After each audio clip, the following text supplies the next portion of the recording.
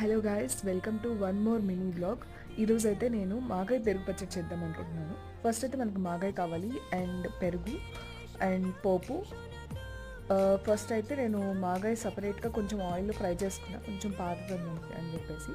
And నేను సపరేట్గా పోపు వేసుకుంటున్నాను అనమాట, లైక్ నార్మల్ జనరల్గా. ఈలోపు మనమైతే పచ్చిమిర్చి అండ్ ఉల్లిపాయలు కొంచెం కట్ చేసి పక్కన పెట్టుకోవాలి. సో దట్ అది వేయడం వల్ల ఇంకొంచెం మనకి టేస్ట్ ఎన్హాన్స్ అవుతుంది అనమాట. ఎక్కువేం అవసరం లేదు, మనం ఎంత వర్క్ చేసుకోవాలో అంతవరకే సపరేట్గా తీసి పక్కన పెట్టుకోండి. వన్స్ పోపు అది వేసిన తర్వాత పెరుగు కొంచెం ఎక్కువ వేయండి, అంటే కొంచెం వాటరీగా ఉంటే బాగుంటుంది. అండ్ దాని తర్వాత ఇవన్నీ కలిపేసేసుకొని అన్నంలో కలుపుకొని తింటే అమృతంలాగా ఉంటుంది. సో ఫస్ట్ అయితే నేను హర్షకి పెట్టాను టేస్ట్ ఎలా ఉంది అని చెప్పమని. హర్షకి అయితే బాగా నచ్చింది. సరే, నాకు కూడా అదే అంతే యాంగ్జైటీగా ఉందని చెప్పేసి నేను కూడా కలుపుకొని తిన్నాను. నాకైతే ఇంకా